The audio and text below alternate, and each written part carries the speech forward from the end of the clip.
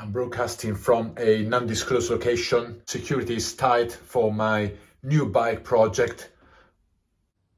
Stop! Identify yourself, sir. Oh, it's me, Federico. You're not supposed to be here, sir. I own the bike. I live here. Copy. Yeah, copy that. Go ahead, sir. Okay, thank you. Hi everyone and welcome to a new video. Not easy for me to navigate in my own home now that the security has been stepped up after the burglaries of my two bikes. Events like this always leave a bit of a trail. In my case, it's underlying sense of sadness because of course I will possibly never see my bikes again, and of course in terms of the violation of your own property, a bit of a reaction is always to put cameras and other security system, which of course I've done. But anyway, we need to move on. But before I show you the bike, I just want to first of all thank you once more for all the kind messages through Instagram, YouTube and Strava. Guys, you've been amazing. Yes, to the point that some of you actually suggested for me to get a sponsorship from Canyon. A few of you actually brought to Canyon themselves, and guys, I thank you so much. I don't think that's the case. In all fairness, I'm a rider like you are, and so many of you have also experienced the same burglaries or robberies. I don't think I really qualify for having a bike or a sponsorship. There are guys that do a lot more in terms of riding or are a lot more active in terms of social media, so I'll be okay with funding my own project and moving towards the next road bike. To answer the question about the insurance, as so many of you have asked, yes, I was insured through the content insurance. The bikes were listed. As of now, I'm still waiting for a payout. In this situation, you always need to send a lot of documents, a quote about a possible like-for-like replacement. So I sent everything out and I'm waiting, fingers crossed, everything will be sorted quite soon.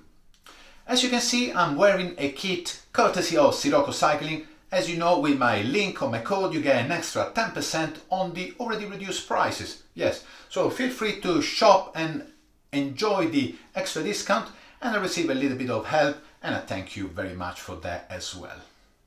So, what did I get for a replacement for my two bikes? In this case, I kind of changed my direction. Instead of having two bikes with their own specific use, I decided to go back to one bike to do it all. Yes, it's not a specialized, still with Canyon, and it is an iRoad.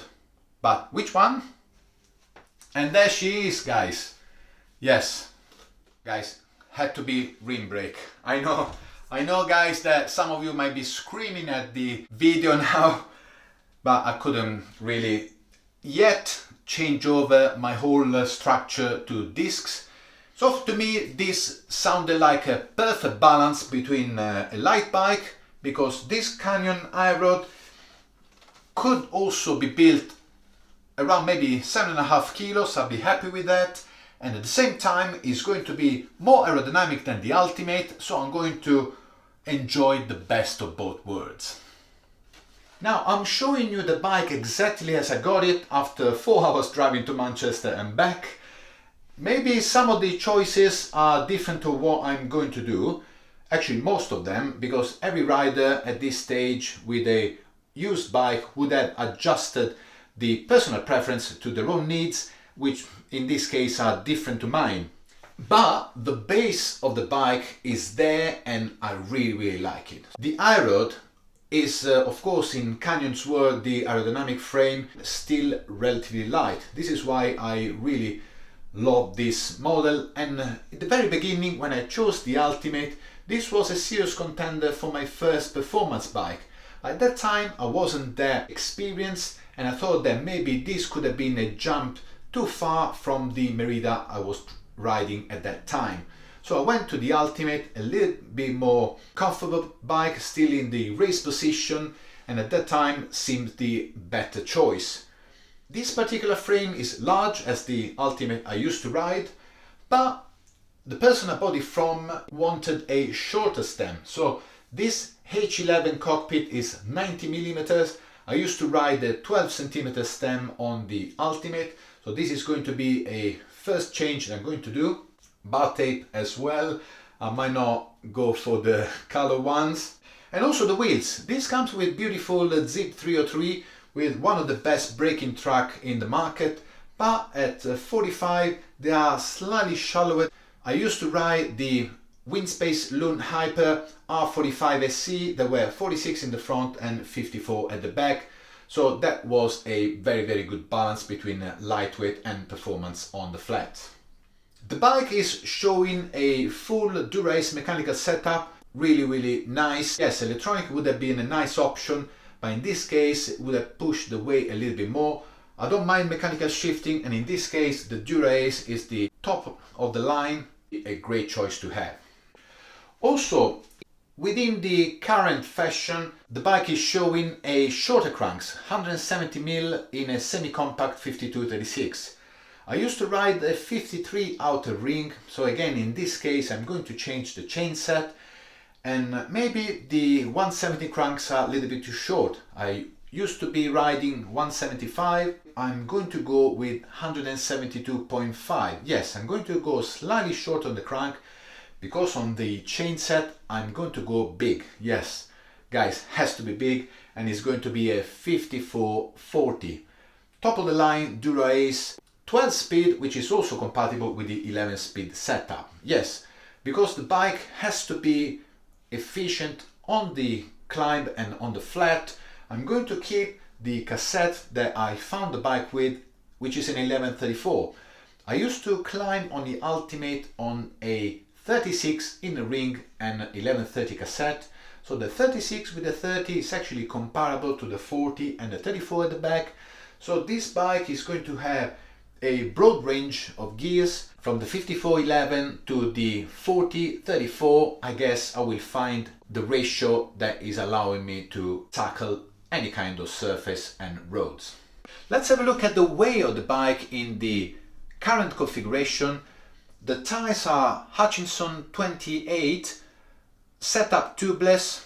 As usual, guys, I'm old school on this. I will ride with TPU tubes and 25C. Also, to avoid this slight light bulb between the wheels and the tires, I really like a nice transition to get the best aerodynamics. So as you know, the 110% ratio, the wheel needs to be a little bit outer than the profile of the tire in order to get the best cut through the air.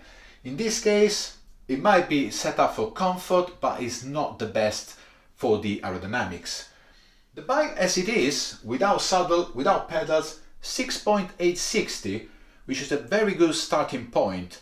I don't have yet the attachment for the 7.9 carbon rails. With the saddle on 7050, and if I also add the Dura-Ace pedals, 7.280. So overall the weight seems really good. With the longer stem and a bigger chain ring, definitely I'm going to increase a little bit more, but maybe with different wheels, different skewers and TPU tubes, I might balance it out as well. So I'm very curious to see what it's going to be at the end, but already with the full Dura-Ace group set, it seems that the weight is going to be on the light side. I'm very excited for this project.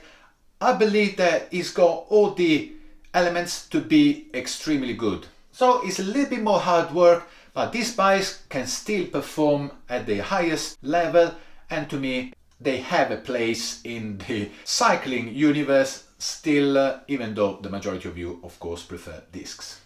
Guys, let me know in the comment what you think, any suggestion if the spec I've designed makes sense in order to have a almost universal bike.